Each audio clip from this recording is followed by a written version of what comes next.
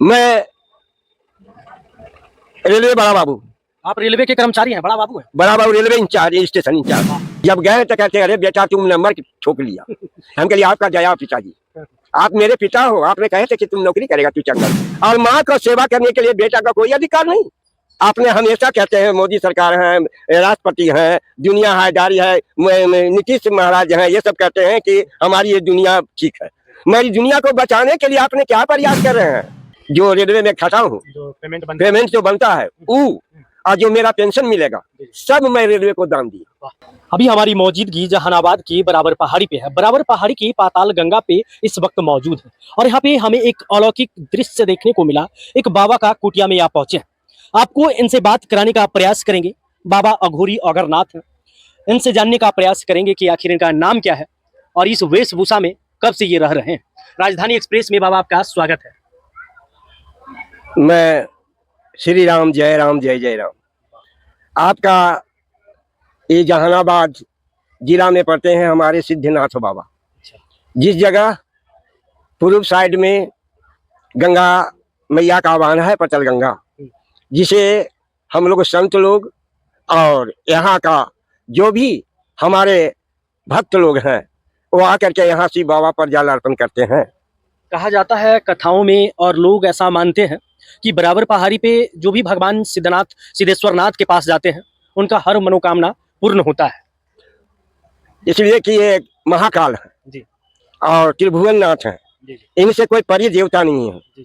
यदि दुनिया में ढूंढा जाए तो सीताराम ओम नमः शिवाय, इसके सिवा छोड़ करके यदि आप दुनिया में कुछ है तो हमको लोग ज्ञानी लोग बतावे, विद्वान लोग बतावे, आचार्य लोग बतावे, शंकराचार्य बतावे, भूमंडल के जितनी भी धर्म योग्यता है बतावे।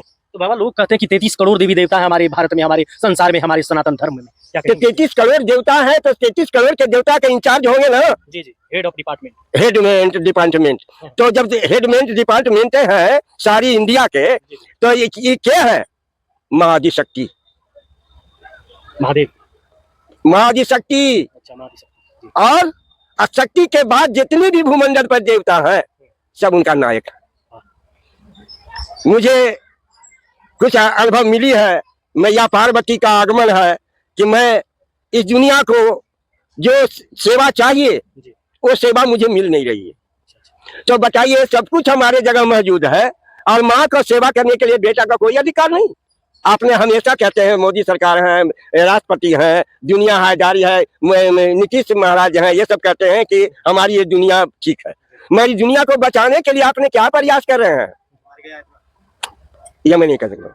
यहाँ का वृतांत दूंगा जो यहाँ चल रही है, यहाँ का, यानी यहाँ सरकार के द्वारा कोई विधि व्यवस्था नहीं किया गया, अलग कोई व्यवस्था के बारे में बताएंगे। लोग यहाँ पे हजारों हजार की संख्या में पहुंच रहे हैं, जैसे हजारों हजार नहीं करोड़ों करोड़ संख्या में, रात में करोड़ की संख्या थी।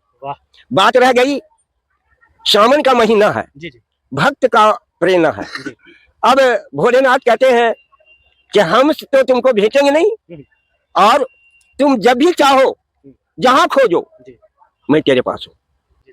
ये 4 युग है, 4 युग के बाद ये नया युग होता है, इसलिए ये युग चेंज होना चाहिए।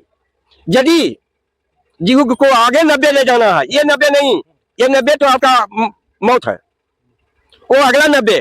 यदि आप माता सीता को जनकपुर के जैसे मकान बना हुआ है राजमहल, वैसे नया अयोध्या जी में राजमहल बन रहा है, उस राजमहल को सिर्फ जनकपुर ऐसे सजाना है और राम और मैया सीता को गद्दी देना है।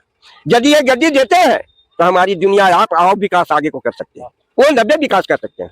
और नहीं हुआ तो ये 90 समाप्त है। दूसरी बात, मैं रेलवे बड़ा बाबू। आप रेलवे के कर्मचारी हैं? बड़ा बाबू हैं? बड़ा बाबू रेलवे इंचार्ज, स्टेशन इंचार्ज।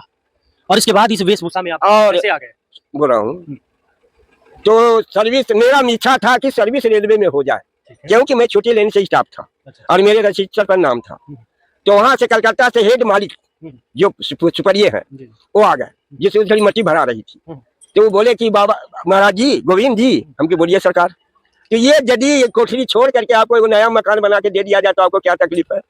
मैंने उनको जवाब दिया कि ना मुझे मकान की आवश्यकता है, न दौलत की आवश्यकता है और ना हमको नौकरी की आवश्यकता है।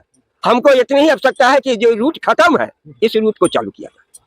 मगर हमारे कथा में भोलेनाथ का कृपा की रूट चालू हो गया तो कहाँ बोला ये हो यहाँ जाके कुछ बोला है ना बाढ़ में तो उन्हें चल गया ना।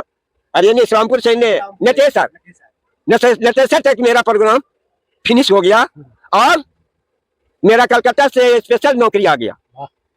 जयराम के यहाँ कागज आया, जयराम साहब के जाके गोंदमाला कार को बुला लो। जब गए तो कहते अरे बेटा तुम नंबर ठोक लिया। हम कहिए आपका जया पिताजी, आप मेरे पिता हो, आपने कहे थे कि तुम नौकरी करेगा, तू चंगल है। मगर नहीं, नौकरी ले करके और एक बदलाव कर रहा हूँ कि पोस्ट तो ले लिया हूँ, मगर अब पोस्ट लेने के बाद 2008 में हम नौकरी को छोड़ दिया। हाँ, नौकरी को छोड़ मन भर गया। हाँ, जब कलकत्ता गए तो सब सीट छोड़ के सुपरियर ऑफिसर कुर्सी छोड़ के खड़ा है। लोग पूछा बगल में उनके शागिर्द से उनके पोस्ट पर जाते हैं, वो पूछे कि महाराज आप लोग सीट कैसे छोड़ लिए? कहीं कि नहीं पता है तुमको, रेलवे मालिक खड़ा है, ये रेलवे मालिक खड़ा है और ये खड़ा रहेगा, मैं बैठूंगा नहीं, बैठेंगे तो हम लोग बैठे। वही बैठ के कहीं कि गोविंद जी जो बोलिए सर, तो आपका सैलरी 64 लाख रुपया और वृद्धा की पेंशन आपको चालू हो गया। तो हम कहा ये काम कीजिए, मेरा जो रेलवे में खाता हूँ पेमेंट जो बनता है वो और जो मेरा पेंशन मिलेगा सब मैं रेलवे को दान दिया। दान दे दिया। तो सोच सकते हैं हमारा वीडियो बनाने का मकसद ये था कि हम जो देखते हैं संत महात्मा के वेशभूषा में, आप लोग अक्सर सोचते होंगे कि भाई वो बेरोजगार है, घर में काम धाम छोड़कर लोग सनातन धर्म को अपना लेते हैं और अपने साधु का वेशभूषा में आ जाते हैं, ठगने का प्रयास करते हैं लोग। कई तरह का ऐसा ठगी भी हुआ है कि साधु के वेशभूषा में लोग आ जाते हैं और लोगों से चंदा इकट्ठा करके ना जाने कई तरह के हथकंडे अपनाकर लोग अपना जीवन यापन करते हैं। हमारा मेन मकसद था कि ये बाबा से बातचीत करके आपको सुनाए कि ये देखिए रेलवे के कर्मचारी होने के बावजूद संसार का मोह माया को त्याग कर ये खुद महादेव का भक्त बन गए कि लोग अपने धन दौलत के पीछे भागते हैं, लेकिन जिस बाबा को आप हमारे कैमरे के सामने आप देख रहे हैं, ये धन दौलत को अपना त्याग दिए और अपना जो भी संचय किए अपने जीवन में, जो भी अपना कमाए वो कमाई दान दे दिए और उसके बाद ये सनातन के वेशभूषा में, ये अघोरनाथ के वेशभूषा में ये आज तपस्या के वेश में बैठे हुए हैं।